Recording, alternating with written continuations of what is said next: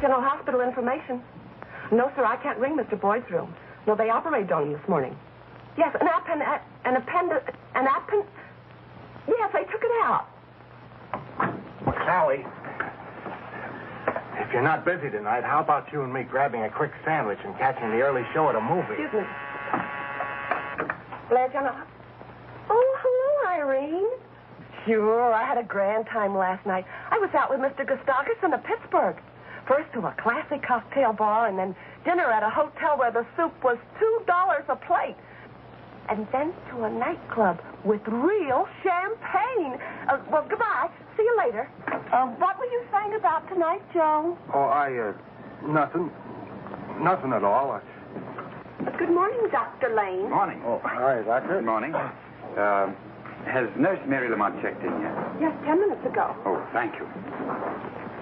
You know, I got half the notion to take a good poke at that guy trying to cut in on Doc Kildare's girl. Control yourself, muscle-bound.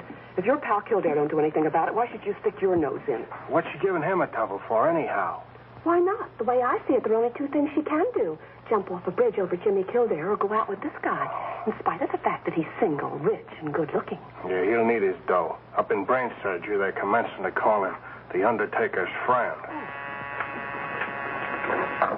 Emergency. Yes, Nurse Lamont? Dr. Kildare. Yes, he went past the desk, but I don't remember if he was coming or going out. Thank you, Sally.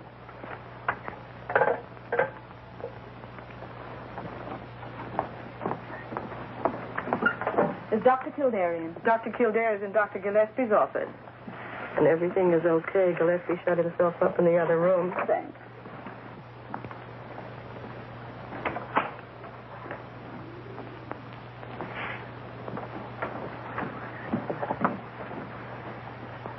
Mary, I get an hour off today. How about having lunch?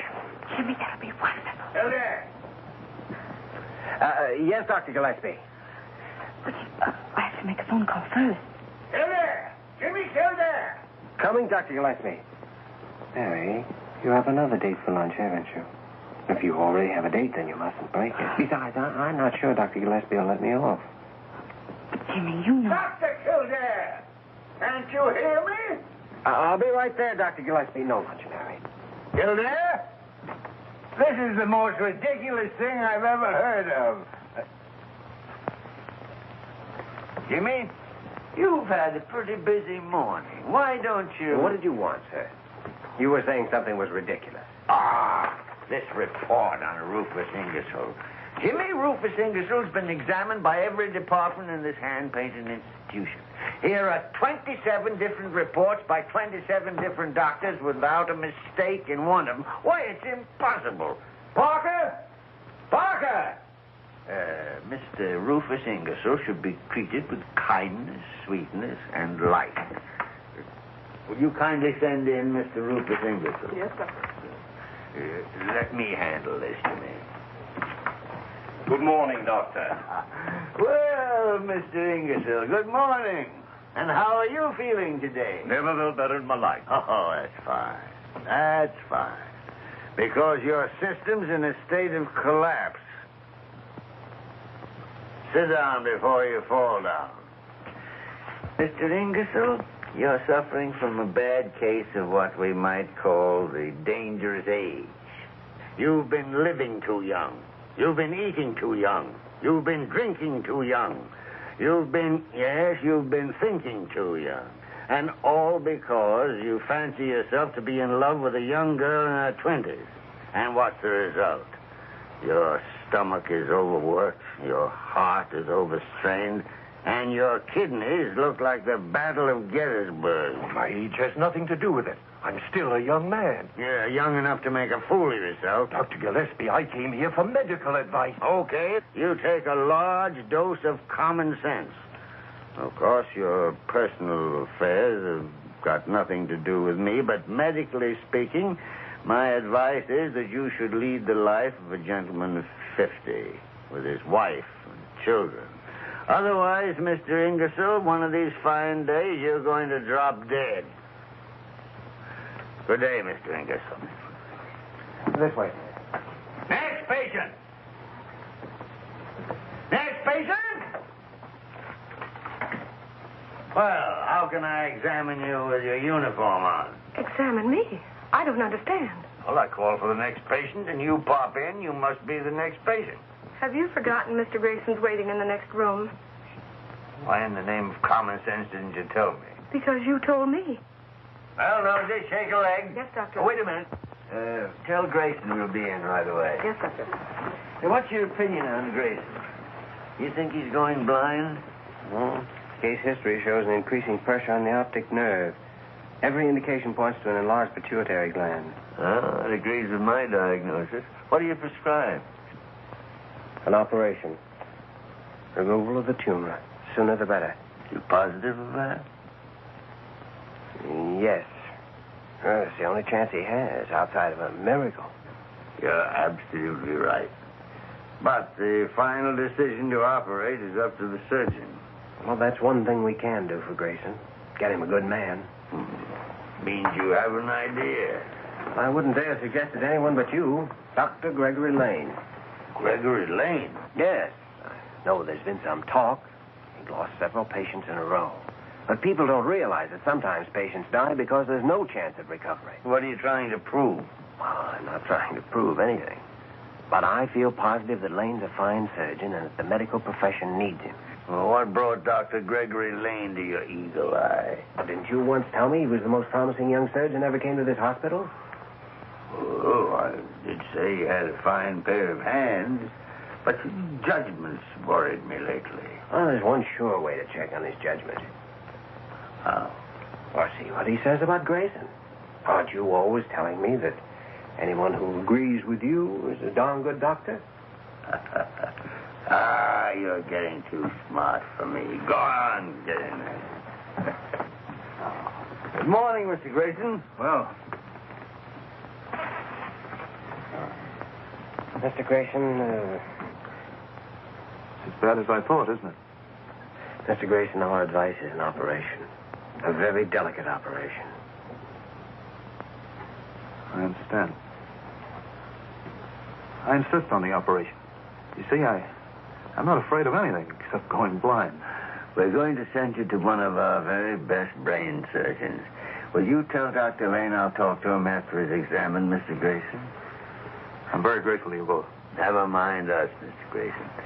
We'd be pretty bad doctors if we didn't do everything humanly possible for you. I know that. But we both know that the final power of life and death is still in the hands of the great healer. Yes, Mr. Grayson, that doesn't change. Dr. Carew is on the phone, sir. Thank you. Well, good luck, Mr. Grayson. Thank you, Doctor.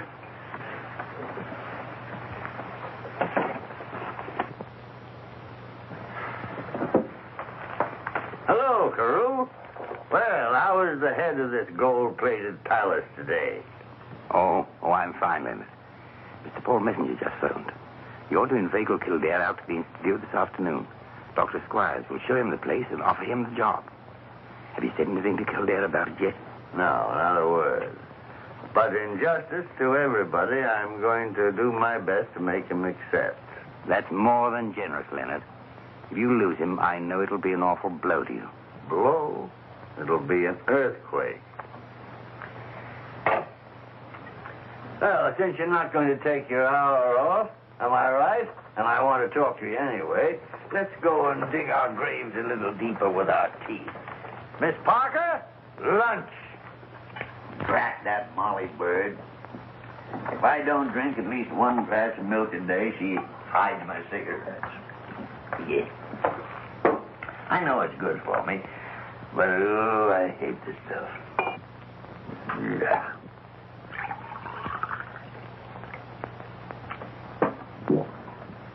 Yes. What made you hesitate about Grayson, Jimmy? For a moment, I wasn't sure. What made you decide? It was my best thought on the subject. That's the one most important thing for a doctor to know. To face situations with nothing to lean on but what he's learned. Yes, even in my short experience, there have been times when my blood ran cold. And yet you had to act like the Almighty, with life in one hand and death in the other. You had to do it, and you did. That's what I call being a born doctor. Couldn't have learned that from you, could I? Mm-hmm. Aren't you going to drink your milk? Oh, sure. But don't try and change the subject on me. Jimmy, you'll make mistakes, but let them be your mistakes.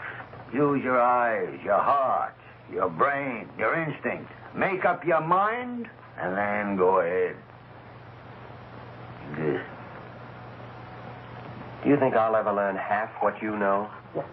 Yeah, but you'll have to begin where I leave off. And do you think you're being fair to me? To yourself? To the medical profession? Well, what do you mean? You haven't seen Dr. Lockberg in 2 months. Why? Because I'm a good doctor, and I know what's the matter with me. Cancer isn't necessarily hopeless. Well, every time I intend to call Lockberg up, something important turns up. Nothing is that important. Look, if I'm to finish any part of what you've started, you'll have to stay here and teach me as long as you can. All right, Jimmy. I'll call him this afternoon to come over. Well, I already told him to be here at 5 o'clock. Why, you Come on, drink your milk.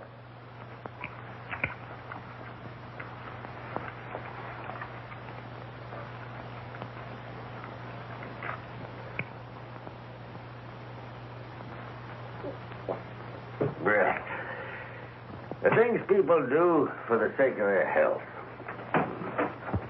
Don't think you can hide from me, Dr. James Kildare. Look here, Molly Bird. This is my bedroom, and even the superintendent of nurses hasn't got any right to come barging in here. Be quiet.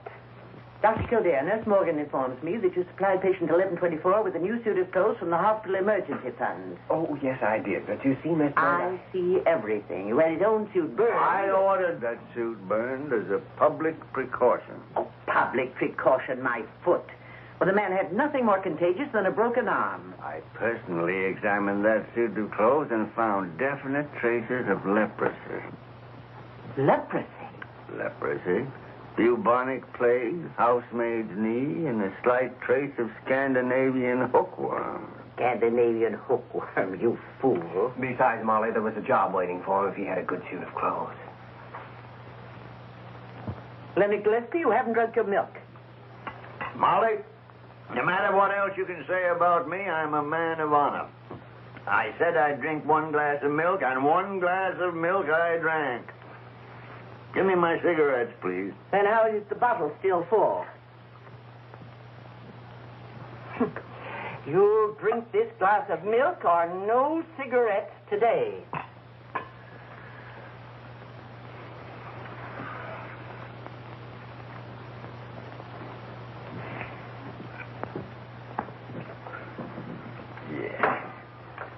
Now give me my cigarettes. Well, they're still in your pocket. I forgot to take them out this morning. What friend? Well, you've been trying for 25 years to force somebody to take care of himself. It's a little hard to break the habit. Well, if you can get along without me for a while, supposing I run up and have a talk with Dr. Lane. Yes, Grayson's in pretty bad shape. Let me know when Lane wants to talk to me. That's what I meant to do. Then later in the afternoon, we're going for a drive in the country. Well, now you're beginning to act sensibly, sir. It'll do you a world of good. Maybe. I've ordered a nice big car, so the 3 of us will be comfortable. 3 of us? Uh-huh. You and me and Nurse Mary Lamont. Yeah, well, why not Mary Lamont? She isn't engaged to Dr. Lane, even though she did go out with him last week. What do you expect her to do? Die an old maid because you only get $20 a month? I don't expect her to do anything of the sort. Well, Dr. Gillespie, I guess it's pretty obvious to you how I feel about Mary Lamont, but I can't and I won't say anything to her about it. After all, $20 a month is $20 a month. We're ready, Dr. Lane. Good, let's go then. I want to see you after this operation. Dr. Lane, a package arrived for me this morning. It contained a dozen pair of beautiful silk stockings. Silk stockings? Silk stockings. I'd sent them back except for 3 things. I don't know where they came from. I can't prove you sent them. And besides, they're awfully pretty. I don't know a thing. But I'll admit anything if you'll have dinner with me tonight. All right, Greg. We'll celebrate a successful operation. I need a successful operation. Oh, it's only the fools who are talking. Anyone knows mortality in brain surgery is high. Yeah, but you can't explain that to a dead patient. Dr. Gillespie still believes in you. You're operating on his patient, aren't you?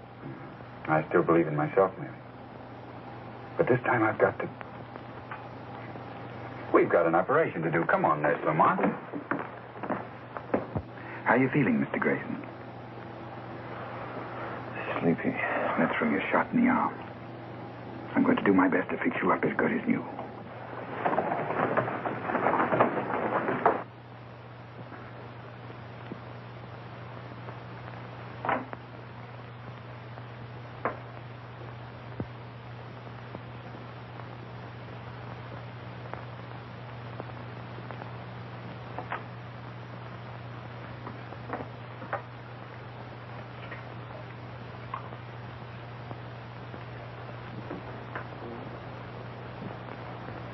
Oxygen.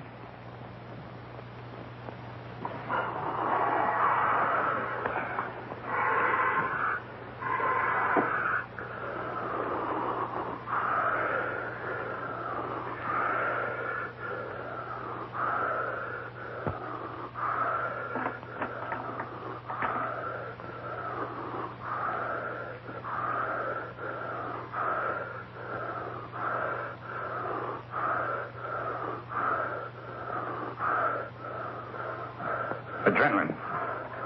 Hurry.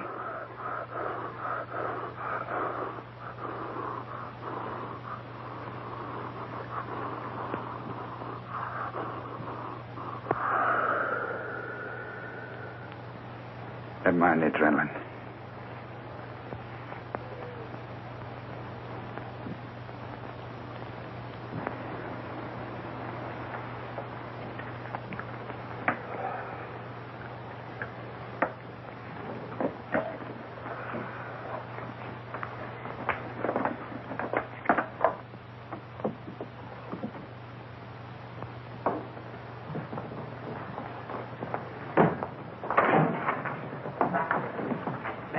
Jimmy, do you have a cigarette? Oh, Mary. Please, Jimmy, give me a cigarette.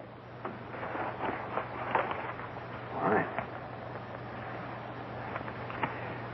By the way, Dr. Gillespie wants you and me to...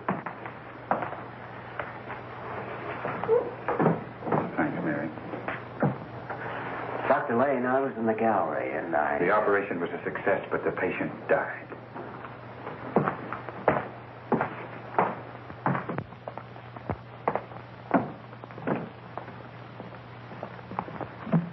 Mary.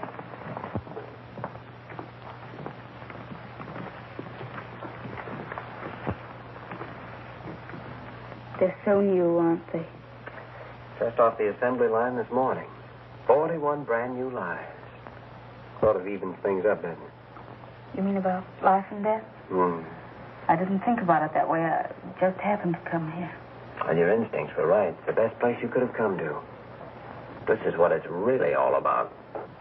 Jimmy, Dr. Lane did everything he could. No one could have done any more, could he? No one. See, Mary, I prescribed an operation. Lane agreed and performed it. We both knew how slim the chances were. That's our job, and it's one of the hardest things we have to learn. I haven't learned it yet. Neither have I. That's what people need. Pure, sweet air to fill your lungs with. And open up your pores to the sunshine. What's the matter with you, Mary? You look as if you hadn't opened a pore for months. I did surgery today under Dr. Lane. Now, Mary, that patient had 1 chance in 100 of living through the operation. 1 chance in 1,000,000 of living without it. You're absolutely right. I reported that fact to Carew, too. What did Dr. Carew say? Well, what could he say? Too many people dying. Dr. Gillespie, Greg needs help. Dr. Lane, I mean. You're right, Mary. Something ought to be done about it. Isn't anybody interested in where we're going? We're going to the Messenger Institute at the university. Who told you? It wasn't me, Dr. Gillespie. I suppose you told him why, too. No, sir. I didn't know that. Well, then I'll tell you. We're going to the Messenger Institute for Medical Research because I've got business there. And I'm taking you two along for the ride.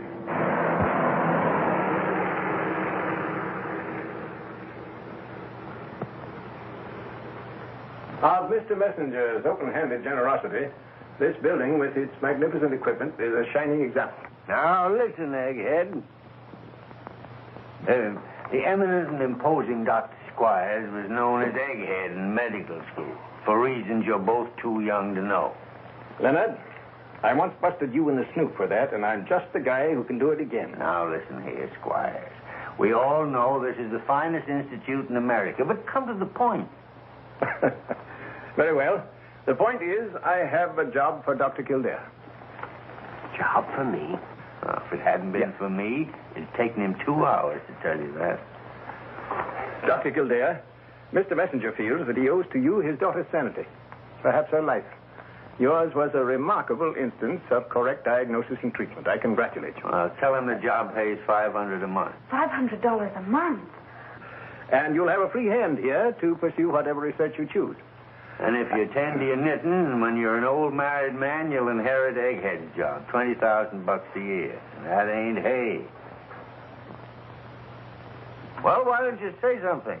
Don't stand there like a bump on a log. Well, it's the sort of thing you dream about. Dr. Gillespie, you knew all about this? That means you want me to take it? Oh, I wanted to take it. Do you hear that, Egghead? These youngsters are hard to please. You show them the house that goes with the job. House? Oh, yes. Shall we go see it? I've ordered some tea. Tea? When I first knew him, he thought clean shirts were effeminate. Now he drinks tea. It's Mr. Messenger's idea that a man does his best work when his home surroundings are ideal. Thank you, George. You think you could be happy here, Dr. Kildare? Happy? Well, he'd be crazy if he couldn't. Well, you show around, Jimmy. It's your party, you know. I feel a little tired.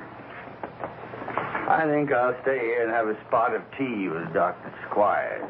Maybe a crumpet or two. Well, Egghead, how am I doing? If I hadn't known differently, I'd have thought you really wanted him to take the job.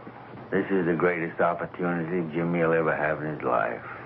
And if he takes it, all I've planned will come tumbling down around my ears. All jokes aside, Leonard, won't you have a cup of tea? Suppose I get you a glass of milk. Milk? I'm so full of milk now, I'd be afraid to meet a calf. Isn't it lovely? It isn't true. This sort of thing doesn't happen. But it is true. You have everything in the world ahead of you. I wonder. Dr. Gillespie wants you to take it, doesn't he? Does he? He even bragged about the salary. You remember that. Right now, I'm not thinking about the money. But you must think about it. It's your future, your whole life. Who was it wanted you to see this house? It was Dr. Gillespie, wasn't it? Yes, Mary. He even talked about the future. That's what he said. I wish I knew what he was thinking. Well, should we look at the living room? Mary, you have dinner with me tonight. I've got a date. I'll get out of it, Jimmy. Hey, break it up, you two. Dr. Kildare, I think we'll be ready for you to move in, say, next Monday. You're very kind, Dr. Squires, and Mr. Messenger's generosity is tremendous, but I'm afraid I'll have to think it over and let you know. Of course, Dr. Kildare. Think it over. Will you have a cup of tea? Say, Egghead, I think I'll take that milk now.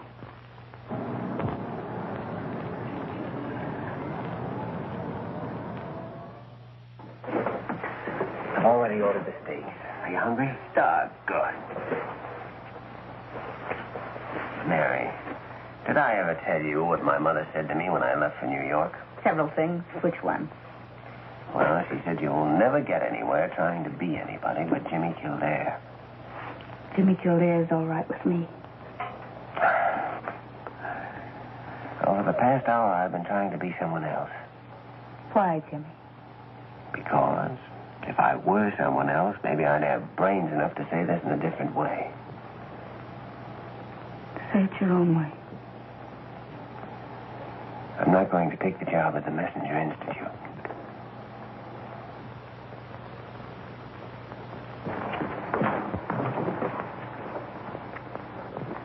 Miss Lamont, report to Superintendent Bird's office right away.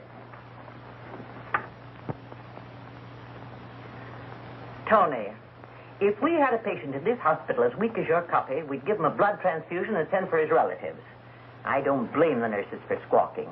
Nurses are just like husbands. You can abuse them, insult them, work them to death, jump all over them, they'll take it. But give them a bad cup of coffee and you got a revolution on your hands. Come in, Mary. I'll be down at the kitchen in 10 minutes and show you how to make coffee. You sent for me, Miss Bird? Lamont, I'm promoting you to staff surgical nurse permanently.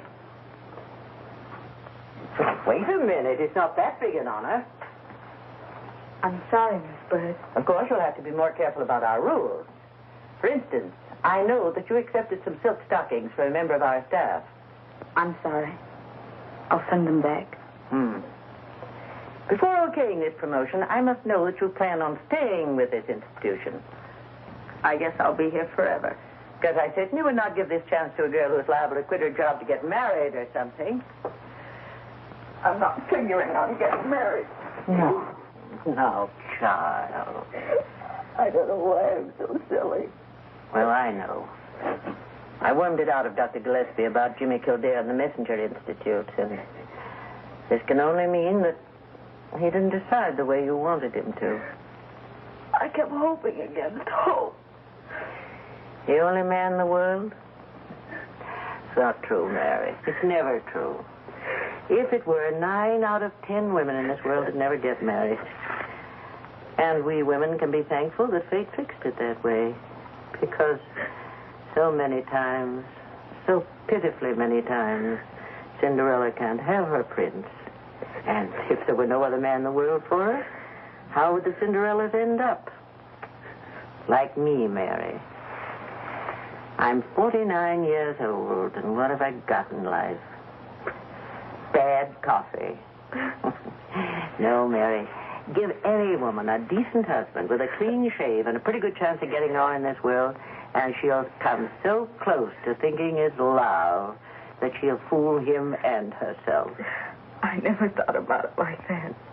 So try thinking that way. And stop eating your heart out. Now get out of here, Mark, and get to bed. Report to surgery at 9 a.m. Good night. Well, I said good night. good night, Miss Bird. Mary, don't send back those stockings. I can't. I have one pair on. Oh.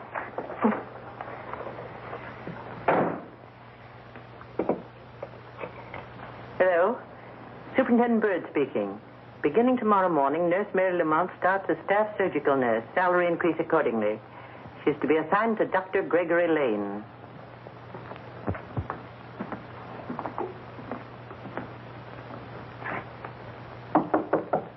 If that's you, Nosy Parker, I'm taking a bath.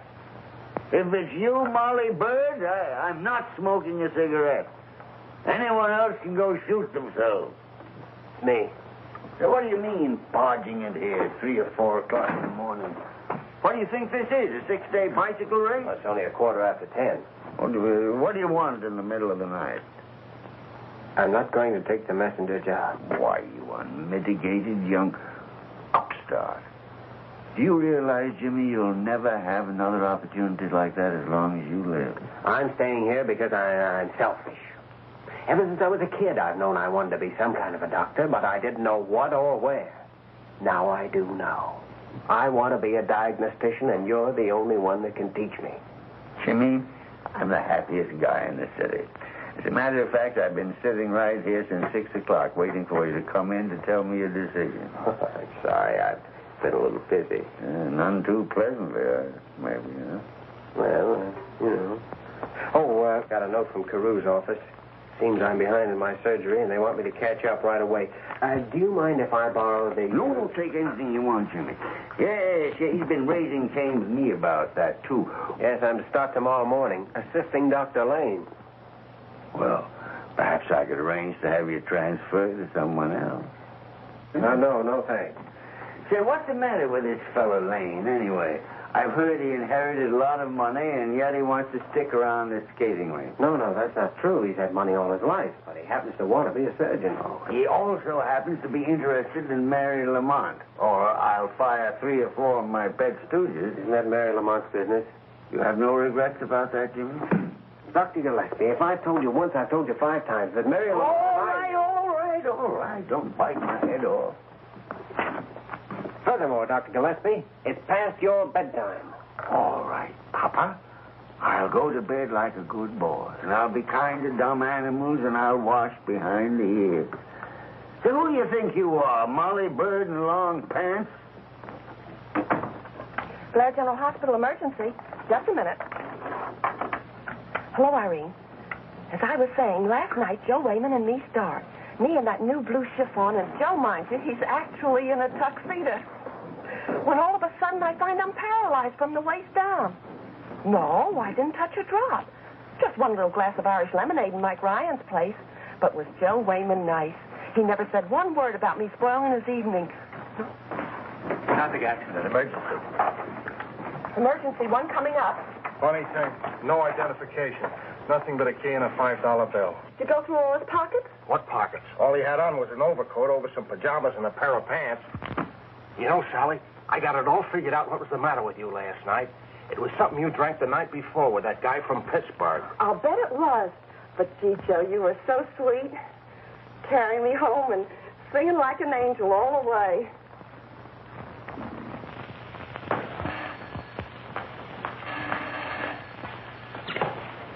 This is Surgery B. One coming up? Okay. There's a case coming up from emergency. Good morning, Doctor. Oh, good morning, Doctor. I'm assisting you. I have some surgery to catch up on. I'm glad to have you. I had some pretty unkind thoughts about you last night, Kildare. Last night? Yes, I had a date with a very pretty girl for dinner right up to dinner time. Oh, I'm sorry. Maybe you are, but I still had dinner alone. Well, it's nice having you around. I can keep my eye on you. Here's the X-ray, Doctor. Increasing intracranial pressure, pulse slowing, temperature rising.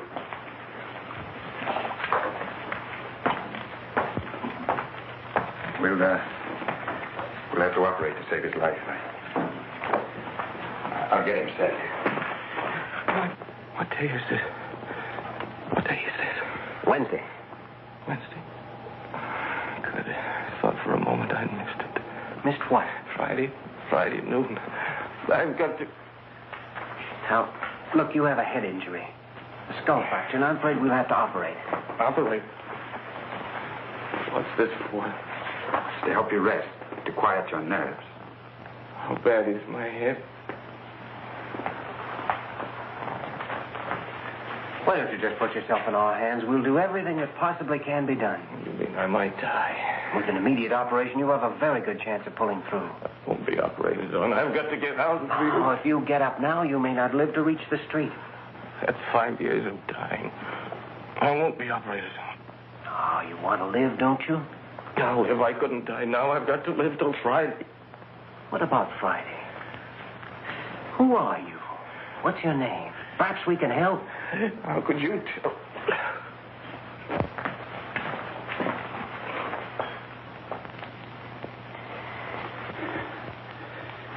Well, his heart's strong anyway. I'll tell him to get ready. Wait a minute.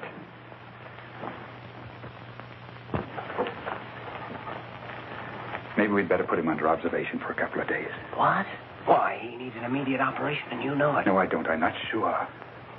How can I be sure when Grayson and the others... I don't know what to do, Kildare. Do what your own judgment told you to do in the first place. Operate. But my judgment's been wrong. Not in Dr. Gillespie's opinion.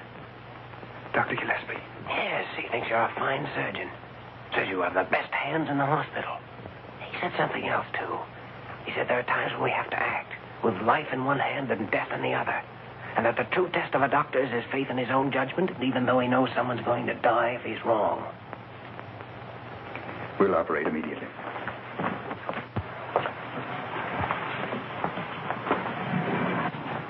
This patient has refused the operation, but I take full responsibility.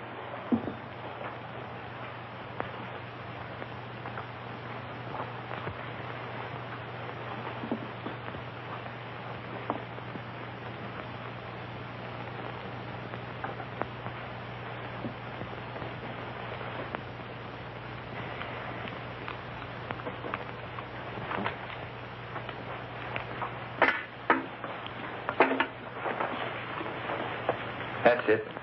Take him away. How's the pressure? Fine.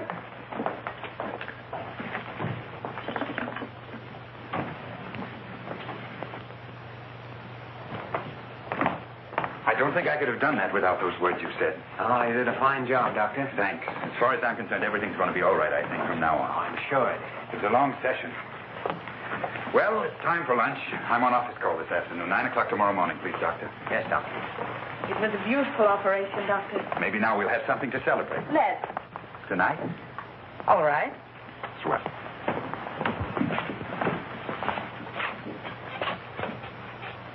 Dr. Kildare.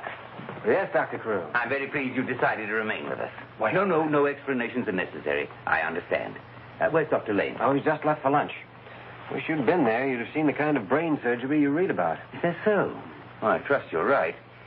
Doctor, because of the somewhat unusual circumstances, I'd like to have your personal report on this case. Well, Dr. Lane has office duty, so naturally I'll be watching him. Very good. He's coming out of it now. Breathing easily and naturally. Mm-hmm.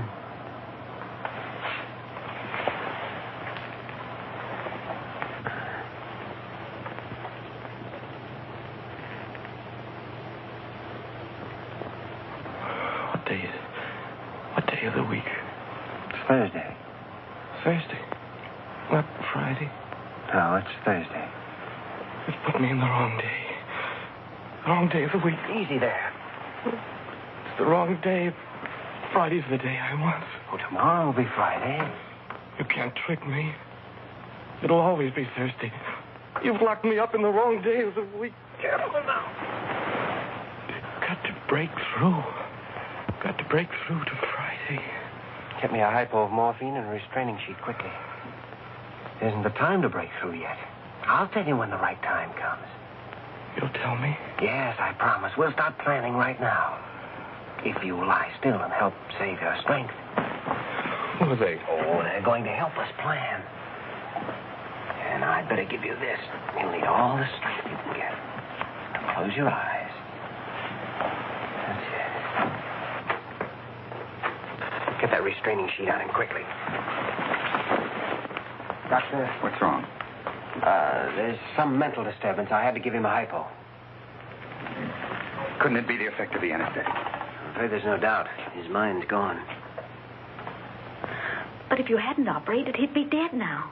His brain's dead. What good if the rest of him's alive?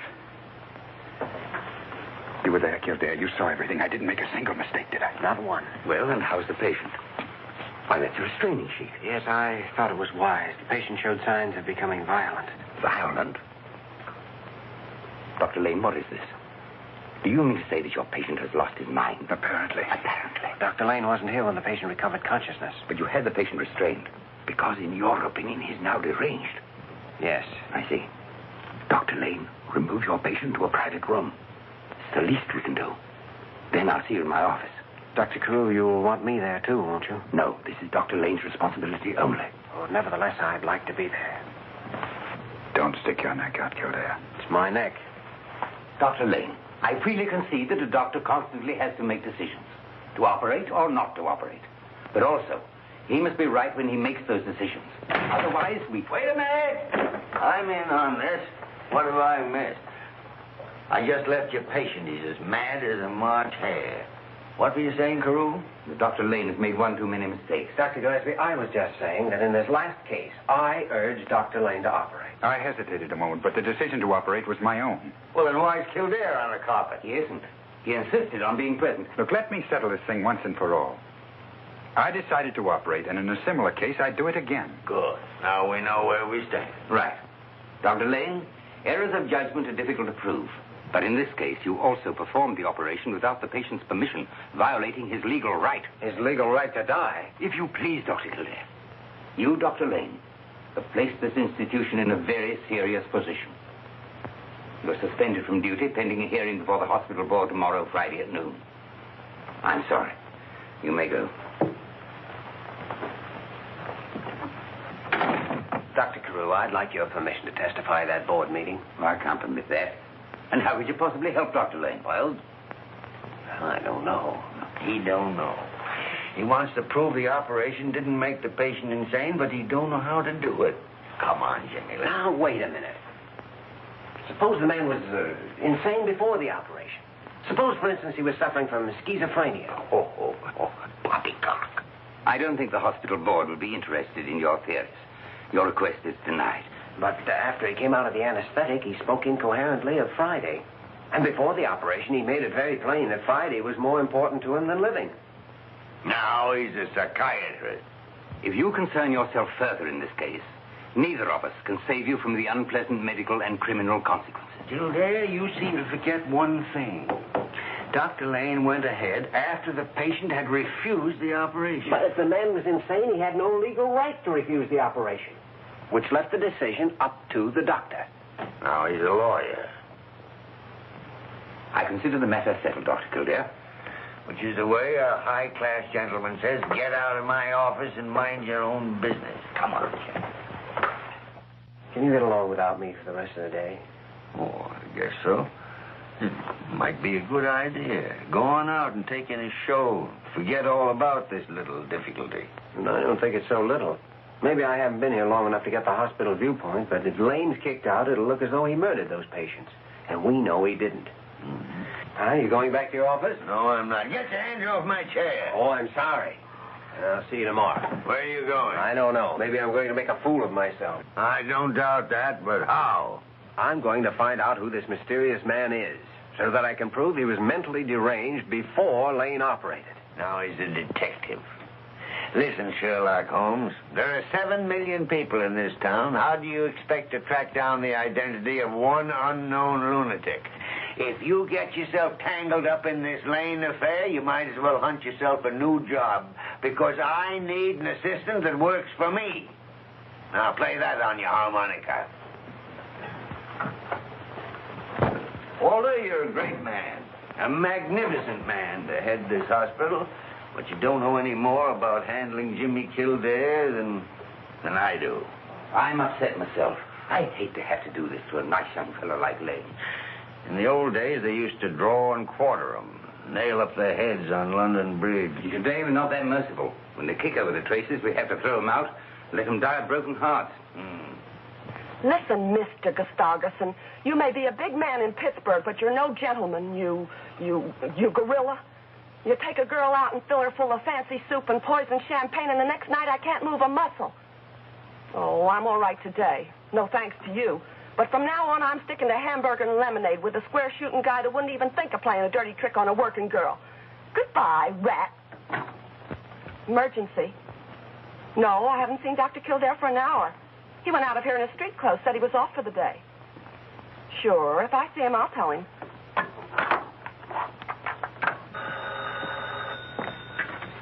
Sullivan's Cafe.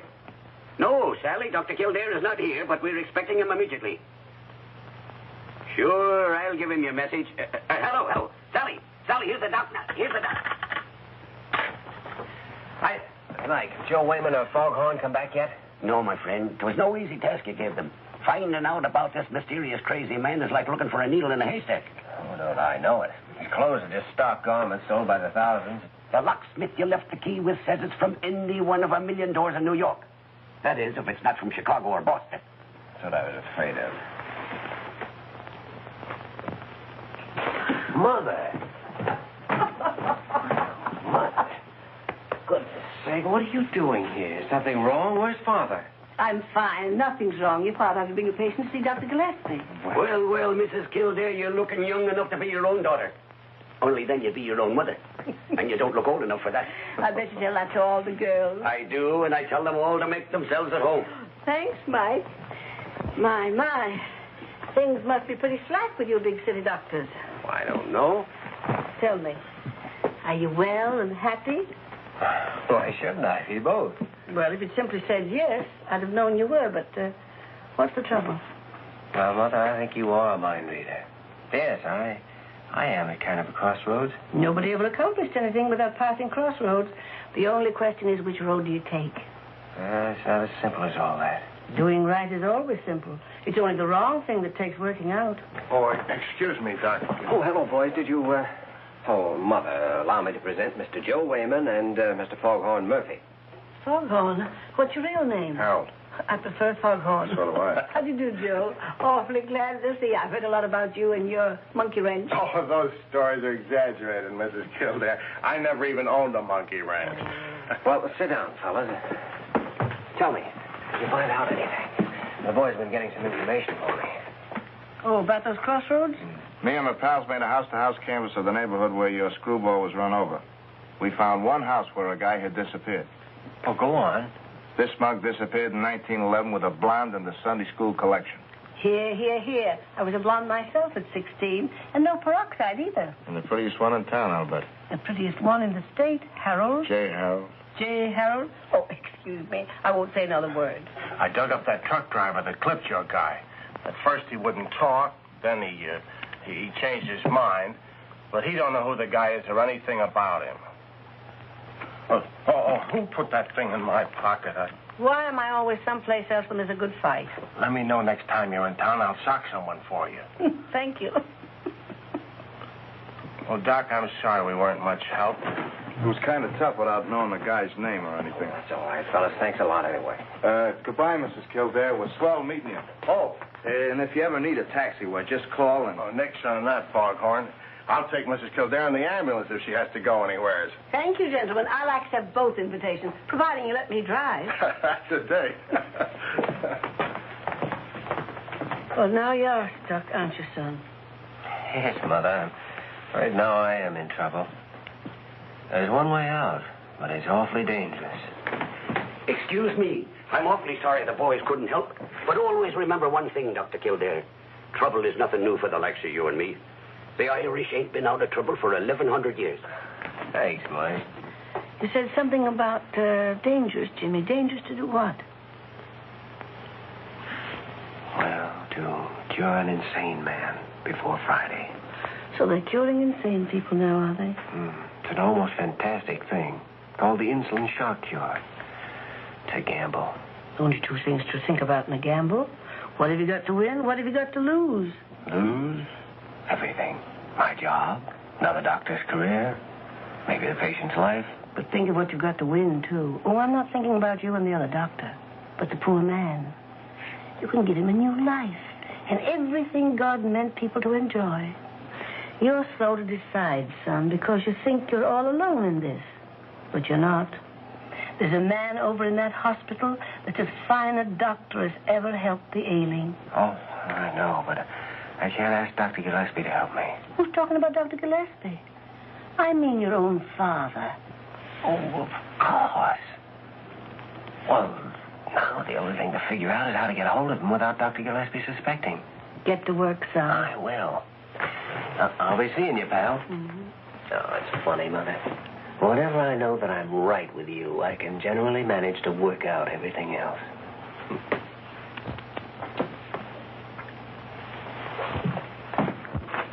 Joyner? Joyner? Oh, I wonder if you'd do a favor for me. It's awfully important. Precisely 6:30, I'm leaving here to meet a young female person whose boyfriend is confined to room 714 with a broken leg. Until then, I'm going to lie quietly and conserve my manly vigor. Oh, you're going to make a phone call for me, and then you're going to take a walk for about half an hour. And furthermore, the young female person has bright yellow hair and practically no braids. Dr. Joyner, if the young lady is free for the evening because her boyfriend has been forbidden visitors, by your orders, of course, I could easily report that. Oh, no, don't shoot. Who do you want me to phone? Gillespie's waiting room. Oh, Dr. Stephen Kildare. Just a minute, please. Hello. Yes? Yes, I understand. Well, just as soon as I finish here. Pardon me, that is my wife. Oh? You see, the rash hangs on in spite of everything that I've done, although it's confined to her hands. Well, it's obviously a skin allergy. Allergy? Yeah. Why, that might take months to identify. Tell me, Mrs. Gray, what do you do with yourself? How do you spend your time? I don't do anything. As long as I get my check from my son, keep the frost off my petunias, and play a little mahjong in the evening. Mahjong? Mahjong? See, I've heard of trouble with mahjong sets.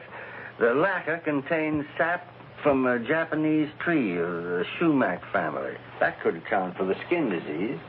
I could believe anything about that mahjong set. My daughter-in-law sent it to me. Julia, you didn't take it with you to the Yellowstone last summer, did you? I did not. You can't play mahjong on horseback. You see, when she came back, her hands were all cleared up. Well, there you are, Dr. Stephen. You got it. Suppose we keep Mrs. Gray here for a couple of days and fix up this rash, and then when you go home, take up solitaire. In the meantime, we'll put her across the hall in that nice big room. And thank you. As long as Dr. Stephen did all the work, I don't owe you a cent. Goodbye. Sit down. Well, I'm ever so much obliged to you, Dr. Gillespie. I've got to run along now. I'll be back. Next patient. No, hold the next patient. Come here. Say, Parker, did you notice that I said anything to offend Dr. Stephen? Or was it my imagination that he was acting strangely? I wouldn't know anything about that, but if it was his wife on the phone, he's married to a woman with a bass voice. Hello, Jimmy. Oh, hello, Dad. What is all this? Please sit down. Why all the mystery? Is anything wrong? Dad, what do you know about the insulin shock cure for insanity? Insulin shock? Why? Well, tell me, have you ever actually seen a cure effected? Yes, I have. And it was one of the most terrifying things I've ever seen in all my life. Ah, but it worked, didn't it? Yes. Yes, it worked because it was performed under the most ideal circumstances, with cases that had every chance of surviving. Well, then you've never seen insulin tried when the patient wasn't in perfect physical shape. Oh, no. No, in case of any injury, especially to the head or the brain, they wouldn't dare. But, Jimmy, stop dodging the issue. If you need any help, I'm your father. I'm sorry. This is my problem. I know it is, Jimmy. And I don't want to interfere. I'll tell you how you can help me. I've read everything about insulin shock. I know all the theories. But I want you to tell me everything you saw. Don't leave out one detail. Right from the beginning. Well, Jimmy, insulin shock causes the patient to revert backward through every stage of evolution. At the dictates of his shocked brain, his human body attempts to simulate all the actions and mannerisms of each successive step. Back through the ape, the bird, lizard, fish, and so forth. This abnormal effort involves the most horrible convulsions.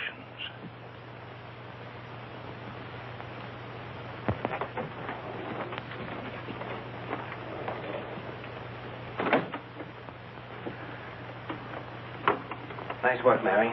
It was easy enough to switch places with Irene. She was dying to get the night off. Look, Jimmy, I haven't said a word about this to anyone. You know I wouldn't. But are you sure you want to do this? Oh, we've been all through that before. No, we haven't. Are you doing this because of Gregory Lane? None of this is Lane's fault. Nothing more than that? Mary, there's a man in there. And if his particular problem isn't solved by tomorrow, he stands a good chance of being a miserable object the rest of his life. Tomorrow's Friday, and I have to find out what that means to him before it's too late. Here we go.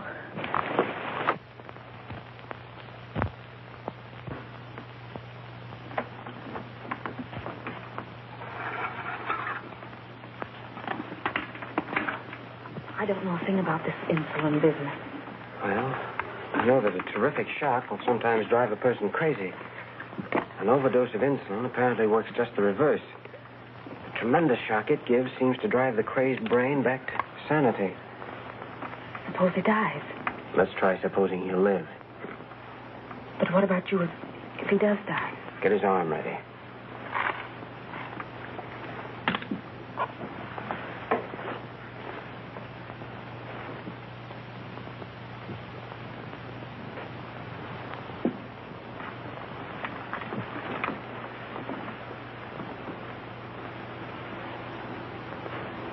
How long does it take?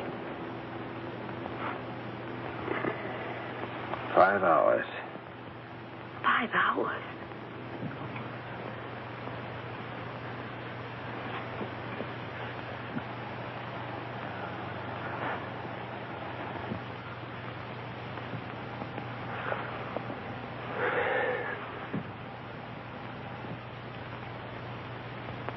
Two and a half hours. Ought to be at least 2 hours more before the effects have penetrated into the deepest part of the brain. How will we be able to tell? If I'm right, his actions ought to tell us. See, the theory is that buried deep in the human brain is a primitive brain of our earliest ancestors. Now, the action of the insulin on that basic part must be what restores the patient's sanity. Because what actually happens, no one knows.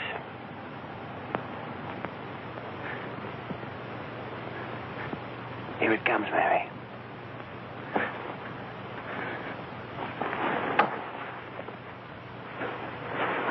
It's working.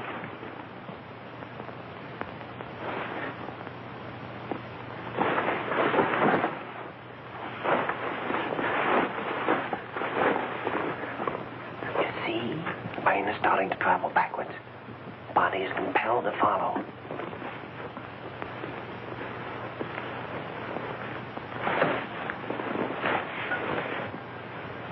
Are beginning the first primitive movements. It's as an ape might cling to a tree.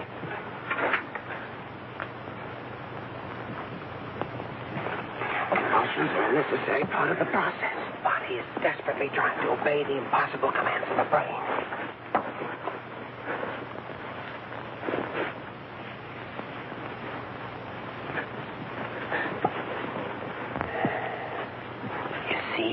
All the thousands of years of human evolution, progress of frantically fighting, the muscles must obey.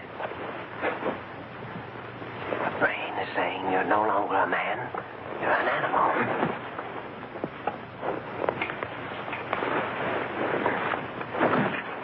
Pupils are dilated, pulse is increasing.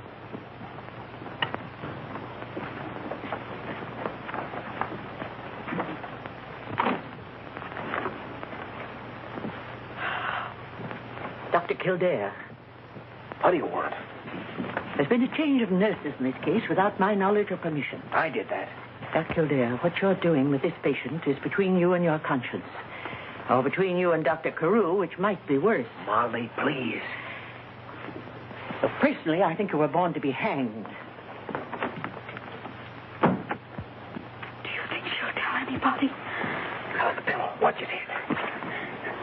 Jimmy, how long do these convulsions keep on? It may get less. It may grow worse. We won't know until the 4th hour.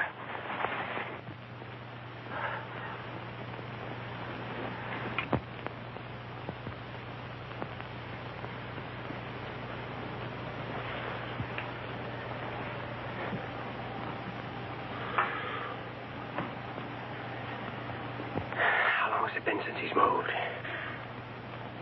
Over an hour.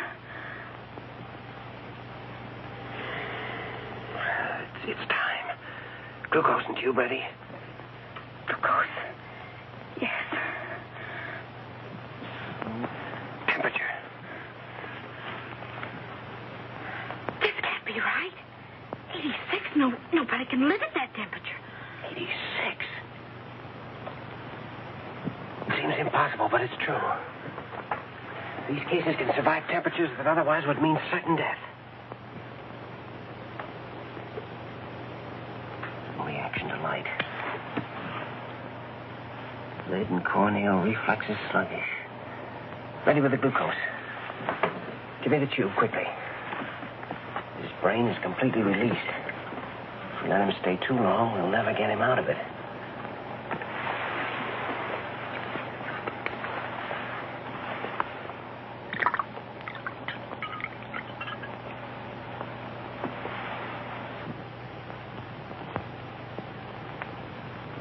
Why doesn't he move?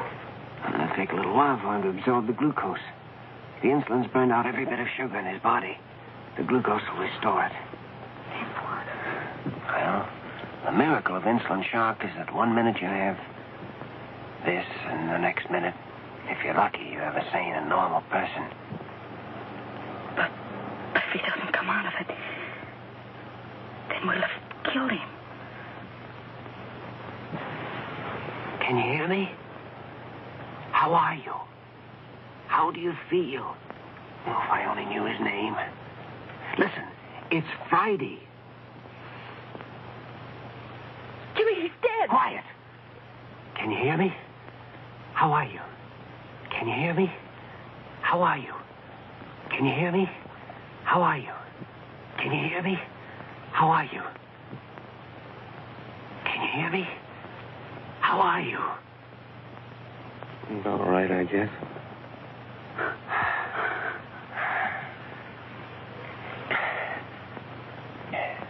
Milk and jelly sandwiches right away, please. Jelly sandwiches? Jelly sandwiches and milk, nothing else, right away. Yes, Doctor. Yes, Doctor.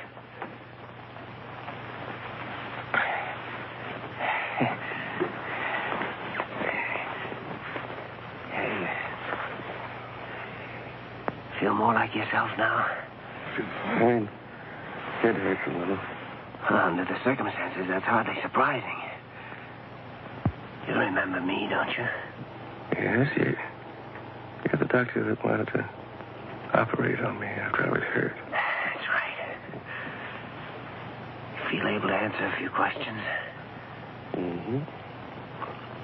Jelly sandwiches. Jelly sandwiches. Do you want the jelly inside the sandwiches, or do you want it on the outside? Oh, that's ridiculous. Not in this crazy place. I make coffee for the king. He raises my salary. I make coffee for the general. He kisses me on both cheeks. I make coffee for Molly Bird. She sends it for my relatives. Take them away. He's fine now, Mary. Just give him that food and don't let anyone talk to him until I get back. Back? Where are you going? I've got the answer to this whole business, the thing that was locked up in his poor, twisted brain. Now, listen, Mary, there's no time to explain now. But remember one thing. No one's to see him, and no one's to talk to him. Because if anyone questions him before I get back, it's liable to ruin everything. Do you understand that? Yes, Doctor. Well.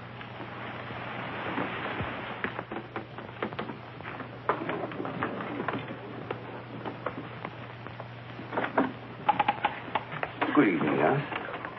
Miss Lamont, isn't it? I want to examine your patient. Well, Oh, the hour may be a bit unusual, but this is a very unusual case. While I'm in there, you might get me a little bicarbonate of soda. I've just come from a doctor's banquet. Dr. Carew, the patient mustn't be disturbed. Indeed? Who said so? Dr. Hepworth, the staff physician on the case. Oh, that's all right. I spoke to Hepworth at 7 o'clock. Told him I was coming in. Yes, but he came back after that.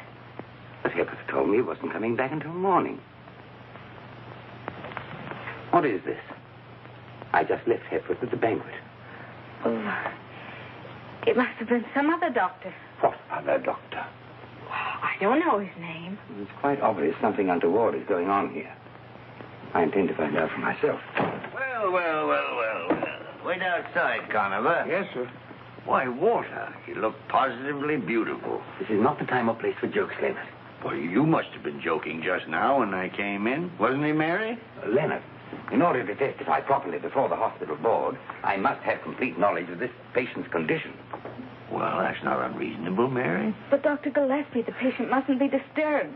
It couldn't be that Dr. Kildare told you not to let anybody in, could it? I don't know a thing, and if I did, I wouldn't tell you. I better go and find out. No, wait a minute. Come on, Mary. You might as well tell us. Otherwise, Dr. Carew will have the right to go in there. That's just what Jimmy wants to avoid, isn't it?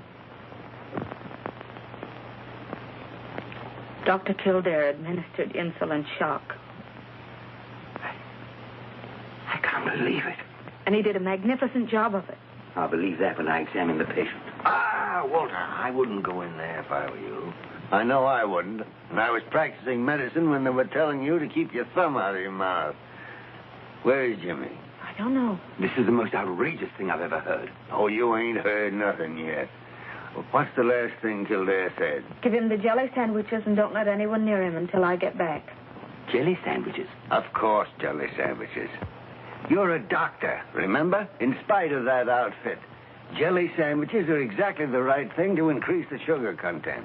Oh, yes, of course, jelly sandwiches. Oh, make it peanut butter if you want, only let's get on with it. What else, Mary? That's all I know, except the patient in there is as sane as you are. Me or Carew?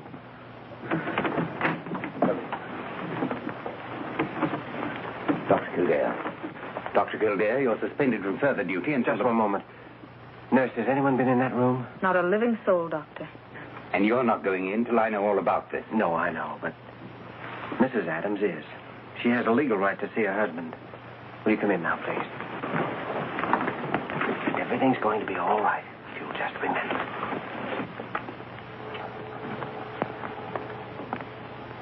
Oh, my dear. I've come back, Henry. Back to stay.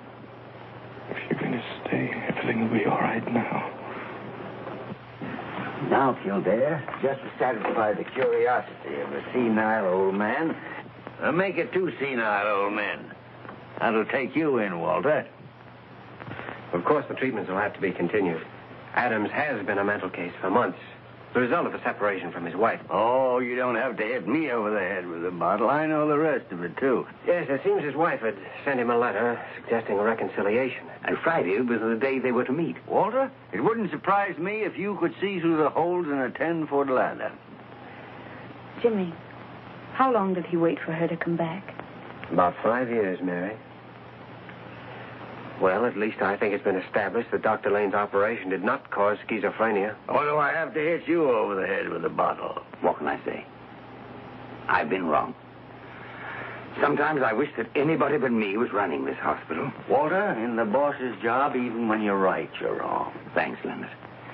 Regardless of the hour, I shall go immediately to Dr. Lane and offer him my personal and professional apologies, which will make me very happy. Well, that's fine, because Dr. Kildare's working for you, beginning tomorrow morning. Working for me? Yes, Kildare. I warned you. You're no longer my assistant. You're fired. Oh, come on, Walter. This has been a nice little case. But there are a million people in New York that need doctors. Perhaps if we get a little sleep, we can help them. Yes, but, Leonard, half the time I don't know whose side you're on. Well, 3/4 of the time I don't know myself.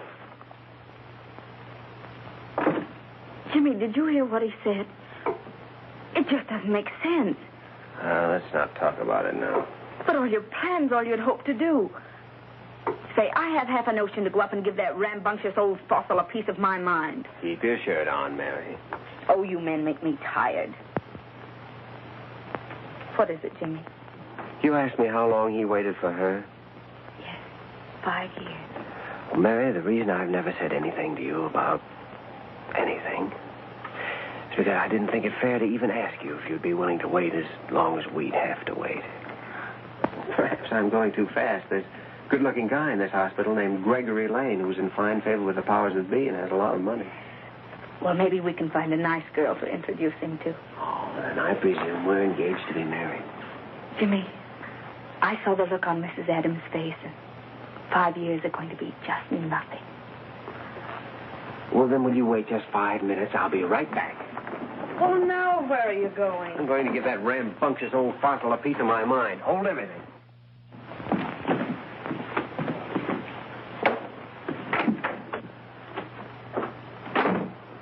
I suppose you thought I was going to take that crack of yours lying down. 9 goes on the 10. And isn't it nice to be alone? Well, I want to tell you something. You can't fire me because I won't be fired. And if you do fire me, I won't stay fired. Oh, the Lone Ranger, huh? Hi-Yo Silver. You make me feel like a fool. You said you were going to make a fool of yourself, didn't you? Well, who was it said you have to have an instinct for diagnosis and the courage to follow it up? I did. Well, every instinct I had told me that Dr. Lane was a good surgeon.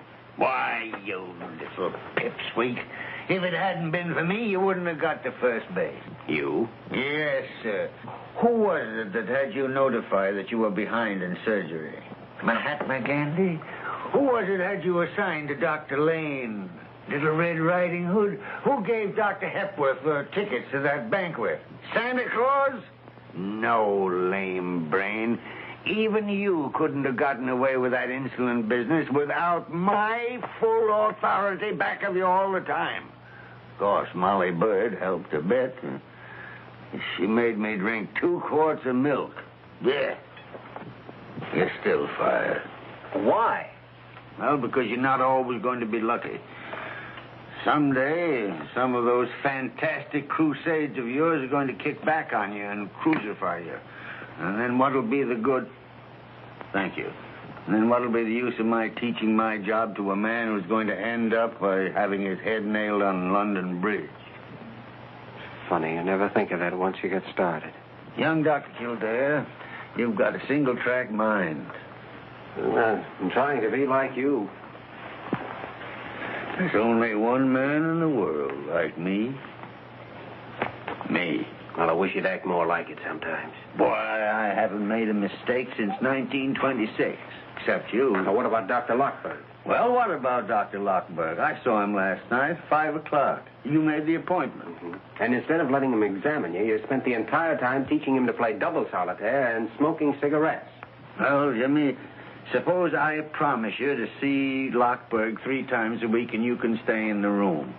Eh? That is, provided you'll promise not to make a fool of yourself more than 3 times a year. Why do you think I came up here? What do you think I've been waiting up here, all dressed up in tight pants? Jimmy, for the love of Pete, give me a cigarette, will you? Well...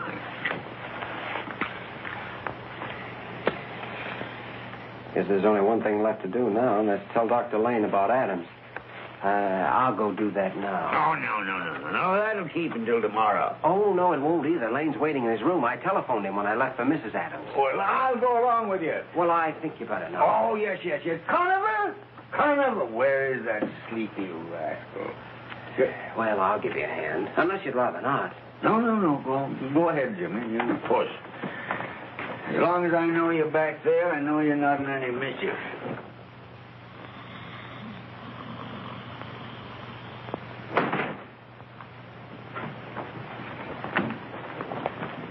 Oh, I could see the whole thing coming. The trouble with you is, Jimmy, you got one of those honest faces.